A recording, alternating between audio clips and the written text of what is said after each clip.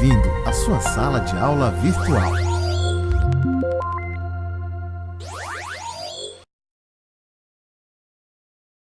Olá pessoal, olha, 7 horas da manhã, né? Muito trabalho para fazer. A educação à distância, ela nos permite flexibilidade, mas a gente tem que ter assim uma autogestão legal, né? Você tem que saber direcionar, usar direitinho o tempo, e aí a partir disso você sim aproveita os momentos, né? Melhora os momentos. Então, ao estudar, bora estudar. Vocês podem fazer um intervalinho em casa, tomar um cafezinho legal, né? Sem nenhum problema. Faz o intervalo quantas vezes vocês precisarem, né? Então é legal essa coisa de estudar em casa e de repente até ver um vídeo passando no ônibus, num ponto de ônibus, cuidado com assalto, né? Mas enfim, vamos fazer essa autogestão aí, uma coisa legal pra gente, né? Vamos acompanhar direitinho aí os nossos vídeos, nossas aulas. E na aula passada nós falamos sobre a formação do território nacional, como o território brasileiro veio se configurando territorialmente, né? As suas áreas limítrofes com os países vizinhos, né? E aí a gente viu que o nosso país é o único país das Américas que fala a língua portuguesa, o maior, que é o lusófono, e aí nós temos vários vizinhos nossos aqui, que são descendentes dos espanhóis, que tiveram influência da ocupação espanhola, e motivo pelo qual esses países são tradicionalmente falam a língua espanhola. E uma outra coisa que nós temos em comum é que os espanhóis e os portugueses são fervorosos, religiosos, né? Aí nesse caso aí católicos. E aí o motivo pelo qual a América do Sul tem esse reconhecimento de ser uma das regiões de maior influência do catolicismo, né? E agora nós vamos ver, vamos dar sequência, nós vamos falar um pouco mais sobre essa formação territorial, mas agora não somente no ponto de vista externo, né? Porque até então nós vimos aí que o Brasil teve uma formação territorial definida já por volta do século XX, né? E agora nós vamos ver como é que essa configuração, como é que esse desenho interno, a forma como a distribuição da população como atividade econômica também pode influenciar na formação territorial do nosso país, até chegar, por exemplo, ao ponto de formarmos regiões com características específicas em função disso, né? Das atividades econômicas, da forma de ocupação e do próprio histórico que essas regiões vão possuir. Mas isso vai ficar para um outro momento.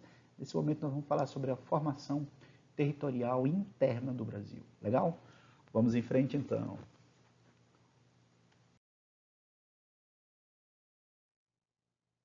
Bom, então a formação territorial, né, aí vamos enfatizar a parte interna, que nós já falamos da externa, né, como é que ela se formou, através dos tratados, através das brigas judiciais, né, dos litígios que o governo brasileiro teve com os diversos países, né, França, Bolívia, enfim. Então, nós tivemos aí uma luta judicial para a definição desses mais de 8 milhões e meio de quilômetros quadrados que nós possuímos. Então, o primeiro deles são os ciclos econômicos, né? Então, o que são esses ciclos econômicos? São as diversas atividades que foram feitas, desenvolvidas no Brasil ao longo da sua história. Você vai ver aqui o primeiro deles, o pau-brasil, cana-de-açúcar, estes na região nordeste, atividade pastoril e do ouro no centro-oeste e no nordeste. Aí vocês vão ver por que eles são conhecidos, né, pela música sertaneja, por cantar o sertanejo, por enfatizar o bucólico, né? Cantar as coisas do campo, do gado, a criação do gado, aquela coisa toda, é por influência desses motivos aí, né? Por influência dessas situações pelas quais, né, essas regiões desenvolveram-se. Você vai ver também as drogas do sertão e a borracha na região norte, no qual nós vivemos. E o segundo ponto são com as missões religiosas, né? Com o objetivo de catequizar as tribos indígenas, né? Ou as populações tradicionais do Brasil. Então, elas foram fundamentais, porque a partir delas, então, elas foram fundando cidades, né? Locais onde pudesse ter maior possibilidade de assentamentos humanos e desenvolvimento econômico, né? Então, é fundamental a presença do governo, nesse caso, né?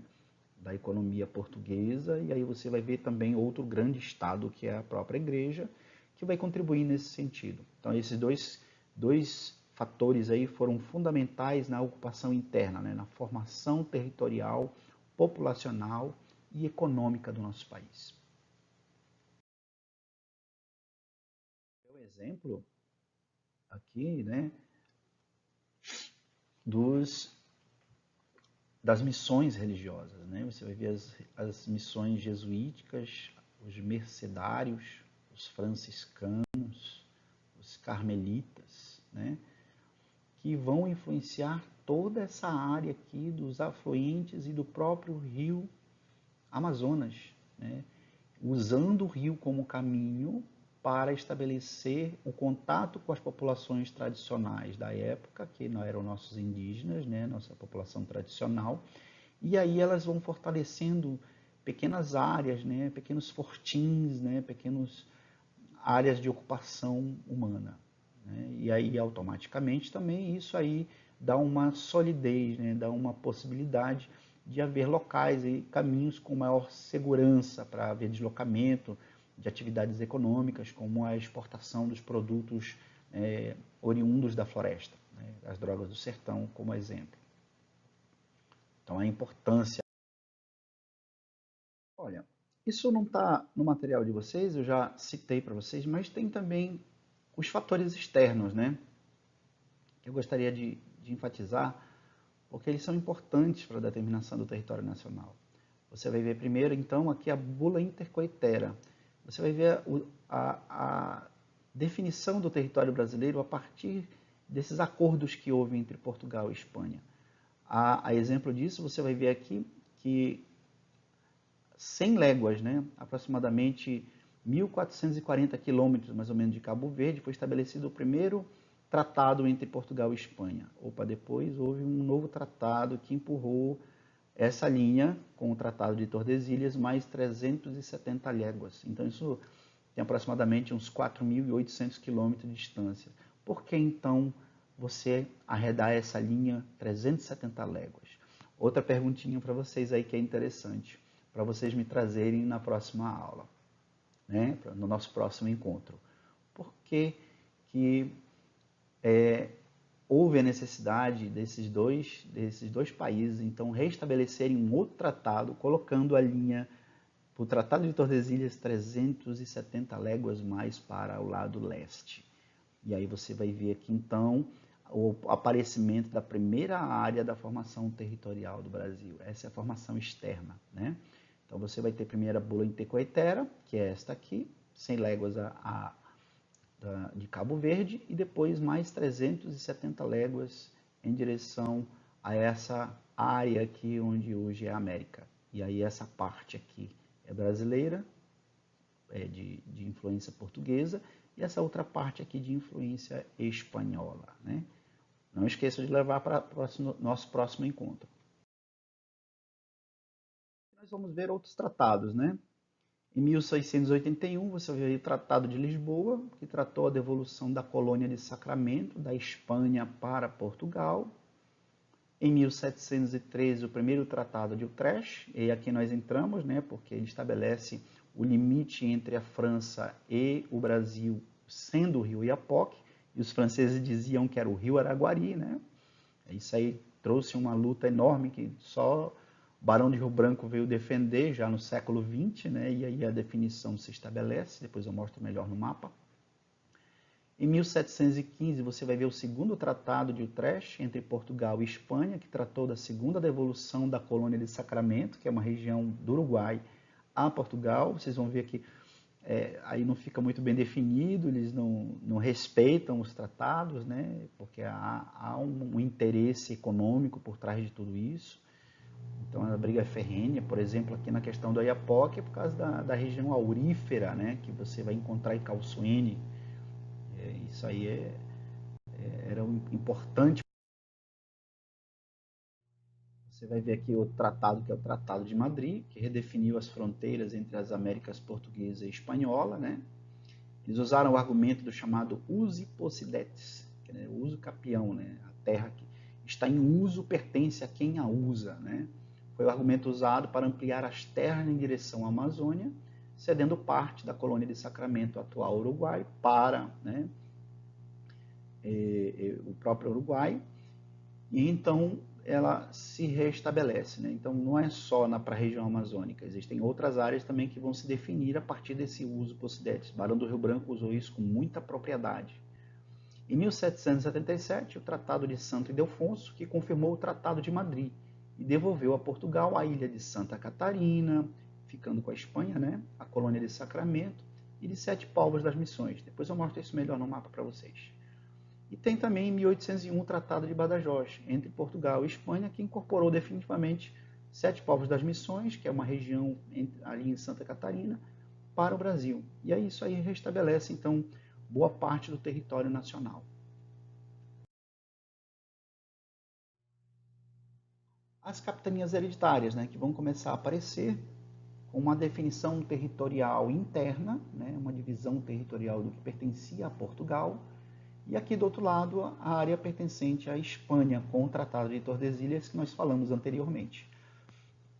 Essa linha aqui ela vai desaparecer com a chamada União Ibérica, ou seja, a união entre Portugal e Espanha, né, com os descendentes da família real, e com isso o tratado deixa de existir. Não tem mais sentido, porque eles se unem, né?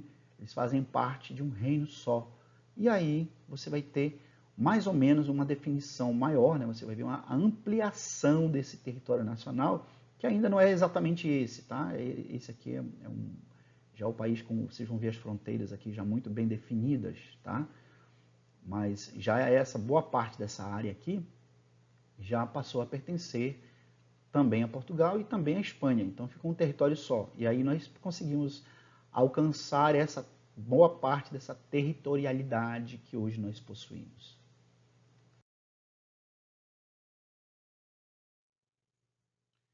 Então nós vamos ver neste mapa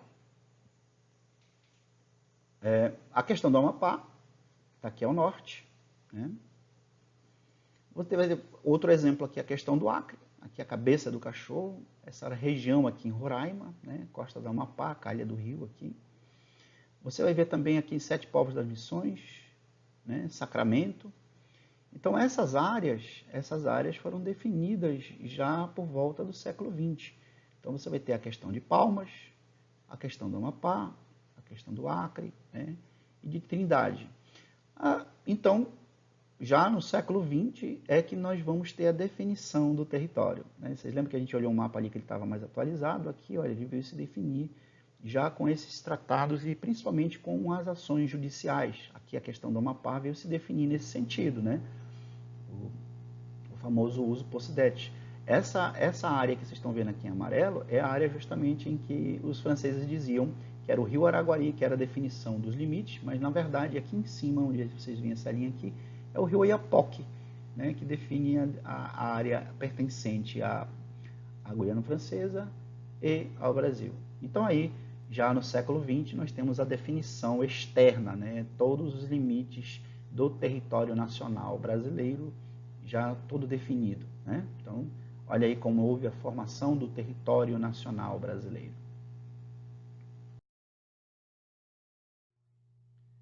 Aqui nós vamos fazer um breve histórico, né? Aí mostrando para vocês como é que esse espaço territorial ele vem se definindo ao longo do tempo. Então, você vai ver aí de 1534, né? Você vai ver a definição das capitanias hereditárias. Aqui é uma redefinição, 1572. 1702 acaba as capitanias e você vai ver uma definição dessas áreas aqui, né? Observem que alguns dos estados elas estão se redefinindo. Você não está vendo aqui o Acre, você não está vendo uma parte aqui de Santa Catarina, do Mato Grosso, né? Então essas áreas ainda não haviam sido definidas. Em 1702 novamente você vai ver uma alteração, né? Uma pequena alteração nessa região sul aqui. Ainda em 1702 ela vai se redefinindo aqui. Então, gradativamente ela vem se alterando. Só em 1940 nós temos o primeiro mapa do Brasil desenhado pelo IBGE, onde nós vamos ter a definição total do território nacional. E aí nós vamos ver, por exemplo, o Amapá ligado aqui ao Pará. Aí é o motivo pelo qual nós vamos ver a castanha do Pará, que hoje é definida como castanha. Aí, para a gente fechar, né? São duas visões diferentes de territorialidade, só que agora é uma definição interna, um regionalismo. Aí vocês vão ver aqui a definição regional do IBGE, que divide o Brasil em 5 regiões, de acordo com a sua localização e os seus aspectos naturais. Você vai ver a região norte, região nordeste, região centro-oeste, sudeste e a região sul. E temos a região geoeconômica, que é um outro ponto de vista, um outro critério, uma outra forma de ver o Brasil. Nós temos a região amazônica, né, perde o nome de norte, agora amazônica, região nordeste permanece a mesma, e a região centro-sul também é definida. Vocês vão ver que os limites aqui entre essas regiões elas vão se definir. Aqui são 5 regiões e aqui são 3, né? Então aí nós temos a definição interna do território nacional. Deu para entender aí legal? Então,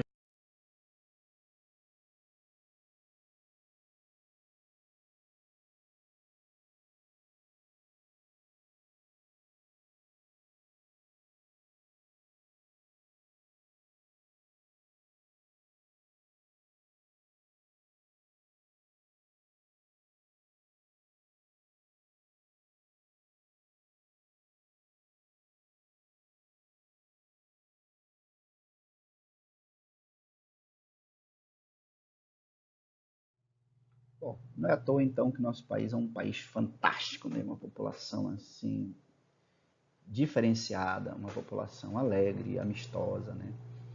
Que é o que a gente vai falar na próxima aula, sobre a formação da população brasileira. E aí nós vamos ver como é que esse processo de ocupação ocorreu no Brasil e como é que houve influência na formação dessa população.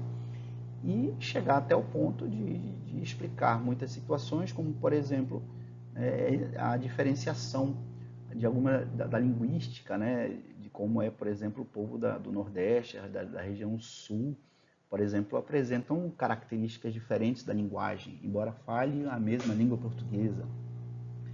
E o nosso país, então, dada essa dimensão territorial toda, dada essa diversidade, essa multiculturalidade que o brasileiro desenvolveu ao longo da sua história, o torna único, né? Um país realmente fantástico com relação a muitos outros. E aí é interessante que a gente